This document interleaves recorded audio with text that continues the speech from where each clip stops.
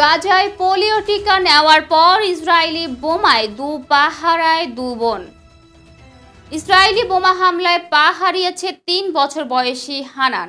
অন্যদিকে হানানের ২২ মাস বয়সী বোন হারিয়েছে মাকে।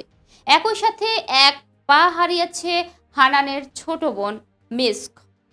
গত সেপ্টেম্বরে সাইমা আল দাক্কি তার ২ মেয়ে হানান এবং ২২ মাস বয়সী মিস্ককে পোলিও টিকা নেওয়ার জন্য খুব ভরে উঠেছিলেন। বিভিন্ন দাতব্য সংস্থার উদ্যোগে যুদ্ধের মাঝেও গাজায় অনেক শিশুকে টিকা দেওয়া হচ্ছিল।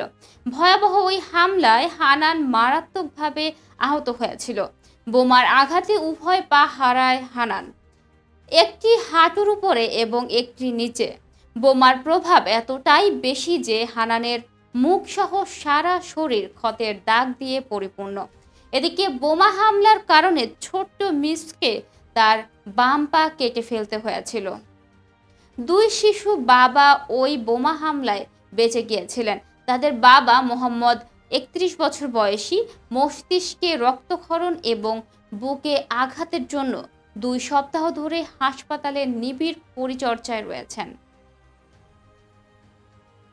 দর্শক, এই ছিল এখনকার মতো। পরবর্তী সংবাদ দেখার আহ্বান জানিয়ে এখানেই শেষ করছি। ধন্যবাদ সবাইকে।